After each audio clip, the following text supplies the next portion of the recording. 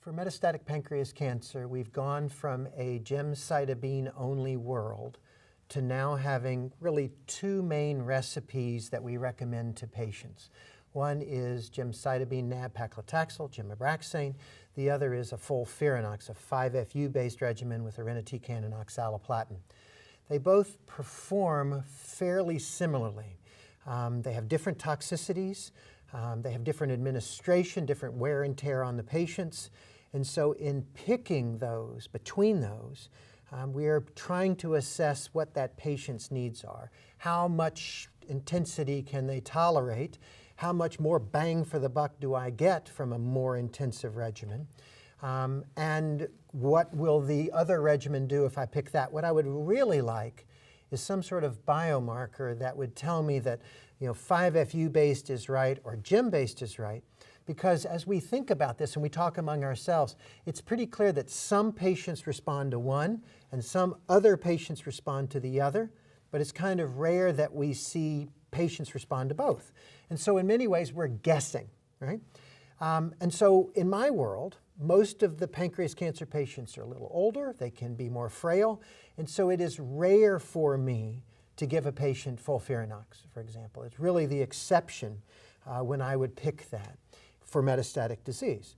I know I have lines of therapy, and gem nab-paclitaxel is a very easy way to start for most patients, and the benefit rates are essentially the same to FOLFIRINOX. And so my basic strategy is, why wouldn't I give gem nab-paclitaxel first? And so most of our patients end up with that regimen. Few patients presenting with pancreatic adenocarcinoma are going to be candidate to surgery up front. The second largest proportion would be for those where there is a borderline resectability. Unfortunately, majority remain those patients who have locally advanced disease or a disease that has spread already beyond the pancreas, where the treatment is of palliative nature. Yes, it is still a terminal illness. This is a disease of which the patient unfortunately will die. The goal is to prolong and improve the quality of life. And this is very important to discuss with the patient, and hence the importance of introducing early on symptom management and some other supportive care, and most importantly, to take these into consideration when we choose what would be the best systemic chemotherapy modalities for these patients. This can vary anywhere from the poor performing patients to still and continue to use the single agent gemcitabine. We're about 2 decades now since it has been introduced on the market.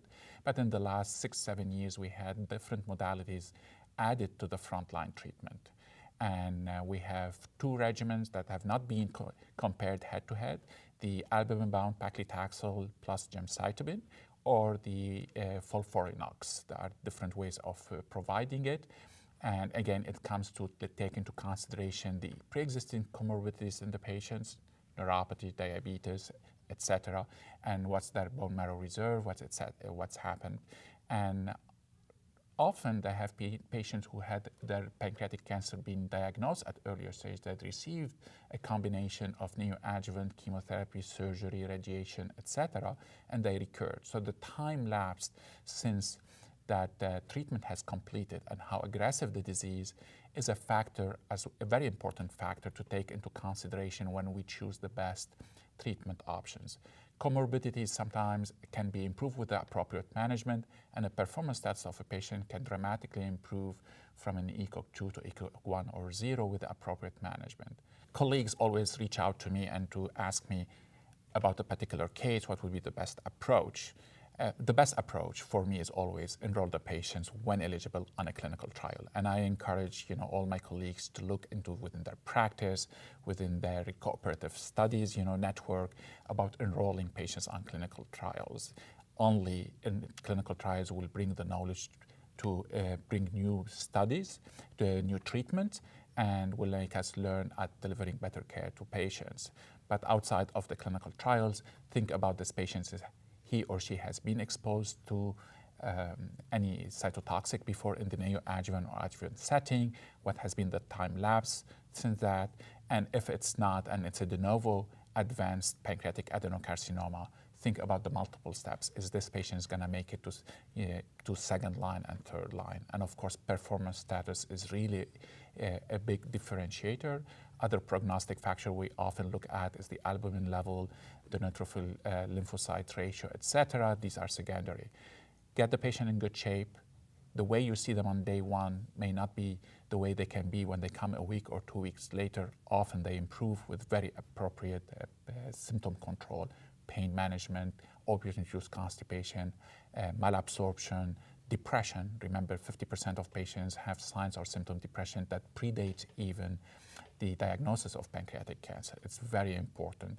And have the discussion with the patient about what they wish more than once. Breaking bad news of pancreatic adenocarcinoma can be overwhelming to a patient and the family.